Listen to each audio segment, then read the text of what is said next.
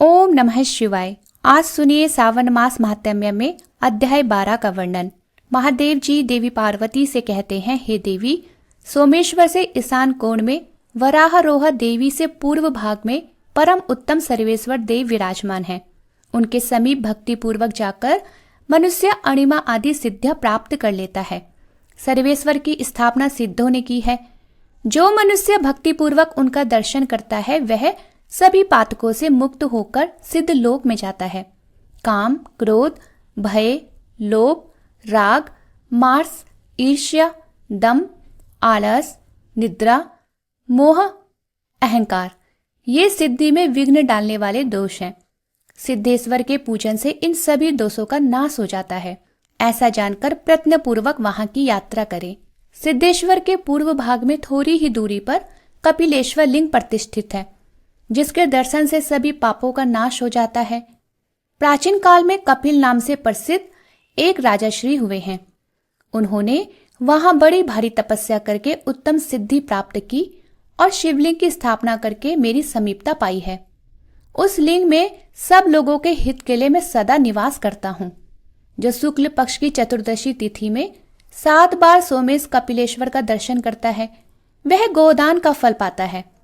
जो वहां तिल में धेनु दान करता है वह एक एक तिल की संख्या के बराबर युगों तक स्वर्ग लोक में निवास करता है। दंडपाणीश्वर से निकट ही गंधर्वेश्वर नाम से प्रसिद्ध उत्तम शिवलिंग है। गंधर्वराज धनवाहन ने वहां कठिन तपस्या करके उस शिवलिंग को स्थापित किया है और उसकी पुत्री गंधर्व सेना ने भी वहां पर शिवलिंग की स्थापना की है। जो मनुष्य पवित्र होकर यत्न पूर्वक गंधर्वेश्वर का पूजन और दर्शन करता है वह गंधर्व लोक में जाता है। जो उत्तरायण आने पर अग्नि तीर्थ में स्नान करके गंधर्व पूजित उस शिवलिंग का पूजन करता है वह मोक्ष को प्राप्त होता है। इस महात्म्य का श्रवण और अभिनंदन करके भी मनुष्य महान भय से मुक्त हो जाता है। गंधर्वेश्वर के पूर्व भाग में गौरी जी के समीप विमलेश्वर नामक लिंग प्रतिष्ठित है। जिसका शरीर 6 रोग से भरा हुआ हो वह भक्ति पूर्वक विमलेश्वर का दर्शन करके सभी दुखों का अंत कर देता है और निर्मल पद को प्राप्त हो जाता है। वही रोगग्रस्त गंधर्व सेना रोग से मुक्त होकर विमल स्वरूप को प्राप्त हुई थी, इसलिए पृथ्वी पर वह लिंग विमलेश्वर नाम से प्रसिद्ध हुआ है। ब्रह्मा जी के स्थान से नैऋत्य कोण में 16 धनुष की दूरी पर धन्देश्वर लिंग है। यह राहु लिंग से वायव्य कोण में स्थित है। कुबेर ने वहां बड़ी भारी तपस्या करके धनत का पद प्राप्त किया है। वे विधि पूर्वक शिवलिंग की स्थापना और पूजा करके अलकापुरी के स्वामी हुए हैं। जो मनुष्य भक्ति पूर्वक धन्देश्वर का दर्शन करके पंचोपचार विधि से उनकी पूजा करता है उनके कुल में कभी दरिद्रता का नाम भी नहीं सुना जाता। मेरी 3 शक्तियां हैं, इच्छा शक्ति, क्रिया शक्ति और ज्ञान शक्ति। पहले जो 14 और 5 शिवलिंग बताए हैं उनमें यथाशक्ति 4, 3 या 1 की पूजा करके फिर पूर्वोक्त 3 शक्तियों का पूजन करना चाहिए। सोमेश्वर से ईशान कोण में जो वराहरोह देवी कही गई है वे चंद्रमा की अमा नामक कला है। वे ही भगवती उमा की भी कला मानी गई है। उन्हीं को मेरी इच्छा शक्ति जाननी चाहिए। वराहरोह देवी भूमंडल के सभी प्राणियों का हित करने के लिए प्रभास क्षेत्र में विराजमान है। सोमेश्वर से वायव्य कोण में 60 धनुष की दूरी पर क्रिया शक्ति रूपा दूसरी महादेवी स्थित है। वही योगिनी वंदित पीठ है। उसी स्थान पर पाताल को जाने वाला एक बहुत बड़ा विवर अर्थात गुफा है।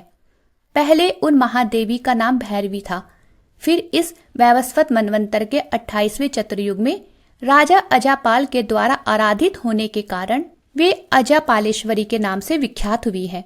जो मनुष्य लौकिक सुख भोग की इच्छा रखता है उसे गंध, धूप, अलंकार, वस्त्र तथा अन्य उपचारों द्वारा उन महादेवी का पूजन करना चाहिए। प्रभास क्षेत्र के मध्य भाग में दरिद्रता का विनाश करने वाली तीसरी अजा देवी है, जिन्हें ज्ञान शक्ति माना गया है। उनका स्थान राहेश्वर से दक्षिण भाग में है। अघासुर के साथ जब मेरा भयंकर युद्ध चल रहा था उस समय मेरे क्रोध से अजा नाम की देवी प्रकट हुई। उनके साथ करोड़ों देवियां और भी थी। वे सब सिंह पर सवार थी। उनका रूप बड़ा ही सुंदर था। उन्होंने ढाल और तलवार लेकर बड़े बड़े दैत्यों का संहार किया। उनके भय से बहुत से दैत्य समुद्र की ओर भागे। देवी सिंह वाहिनी और उनके गणों ने उनका पीछा किया। वह दैत्य इधर उधर भागते हुए महासागर के समीप प्रभास क्षेत्र में जा पहुंचे। वहां कुछ तो मार डाले गए और कुछ पाताल में समा गए। सब दैत्यों को मारा गया देखकर तथा इस क्षेत्र को परम पवित्र जानकर सिंहवाहिनी देवी यही सोमेश्वर के ईशान कोण में और गौरीश्वर से उत्तर दिशा में स्थित हो गई। जो स्त्री या पुरुष वहां उनका दर्शन करते हैं वह 7 जन्मों तक पूर्णतः सौभाग्यशाली होते हैं।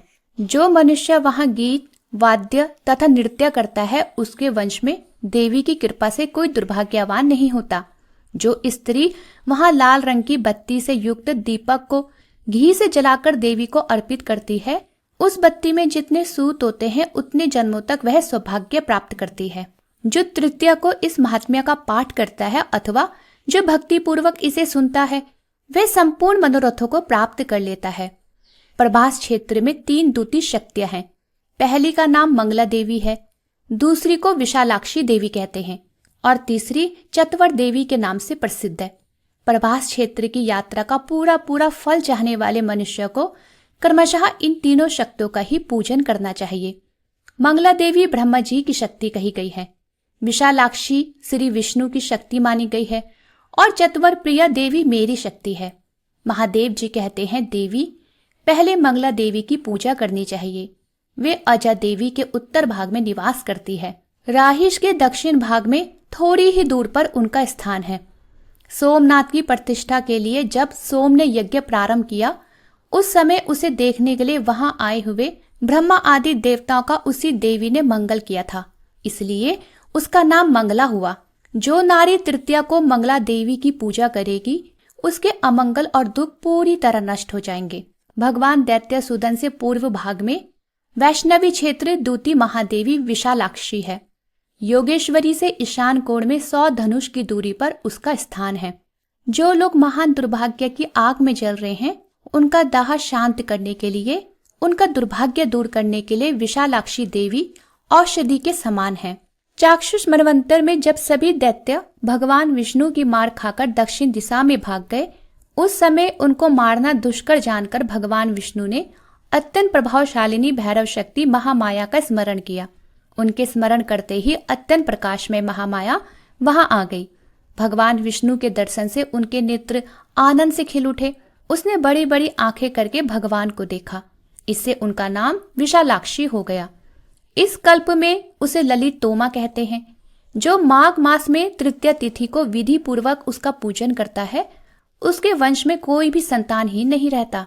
जो मनुष्य भक्ति भाव से उसका दर्शन करता है वह दीर्घ काल तक निरोग, सुखी और सौभाग्यशाली होता है।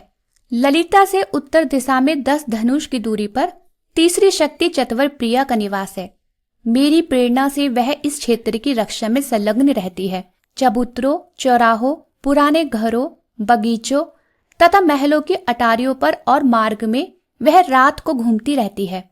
जो स्त्री अथवा पुरुष महानवमी के दिन नाना प्रकार के उपहारों और फूलों से उस कल्याण में देवी की विधि पूर्वक पूजा करता है उसके ऊपर प्रसन्न होकर वह संपूर्ण लोक प्रदान कर देती है।